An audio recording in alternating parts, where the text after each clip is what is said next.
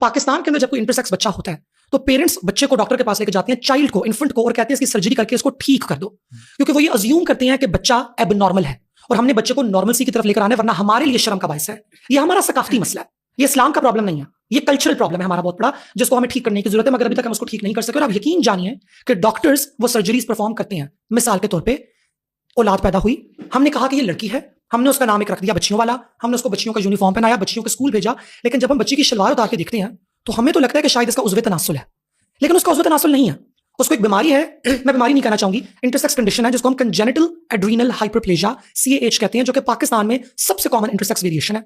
उसमें आपको ये लगता है कि बच्ची की पीने से तो आपको लगता है कि ये लड़का है, right? Basically that is the concept. अब इस बच्चे की इंटरसेक्स कंडीशन है, इसके अंदर हार्मोन्स का भी इंबैलेंस है, इसके अंदर कुछ ना कुछ जेनेटिक इंबैलेंसेस भी हमारे पास हो सकती है, मगर उस बच्ची को डॉक्टर के पास लेके जाया जाएगा और वो डॉक्टर क्या करेगा कि वो जो उसको पीनेस लग रही है, जो उसको उज़्वे तनासुल लग रहा है, जो कि दर हकीकत उस बच्ची की क्लिटरिस है, जो कि साइज के अंदर इजाफा हुआ है, वो उस क्लिटरिस को काट देगा।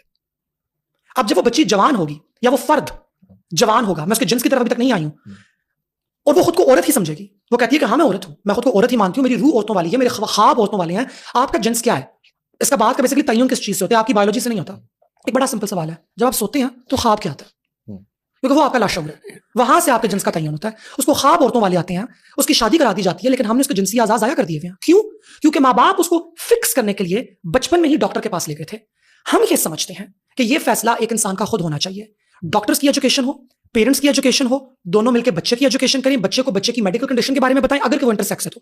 मैं जेंडर डिसऑर्डर पे भी आऊंगी, और ये फैसला बच्चा खुद करे जब उसकी उम्र 16 साल की 18 साल की हो जाए, या जिसको हम कहते हैं कि दिमाग में बक्कल है, बिकॉज मुझे पता है कि Islam as as a number को फॉलो नहीं करता, मगर वो डिसीजन मेकिंग पावर का कॉन्सेप्ट है इस्लाम के अंदर मेरे ख्याल से। वो बलूगत क्या है? कुछ और एक टर्म भी इस्तेमाल होती है कि वो फैसला कर सकते हैं अपने बारे में, लेकिन अकल है वो, और वो उस अकल के साथ वो फैसला कर सकते हैं, वो खुद अपना डिसीजन लिया। अगर इस बच्ची को इस बात का पता है कि ये मेरी क्लिटरिस है, इसका साइज बड़ा है, मैं एक औरत हूं, मैं खुद को औरत समझती हूं, मैं कल को मर्द से शादी करना चाहती हूं और मुझे ये पसंद नहीं आ रहा, तो मैं अगर सर्जरी कराती हूं तो ये नुकसानात है, ये फायदे हैं, मैं कराऊं ना कराऊं, ये फैसला बच्ची का है। डॉक्टर्स महज वो टूल्स हैं जिसके जरिए आप वो फैसला साजी करेंगे।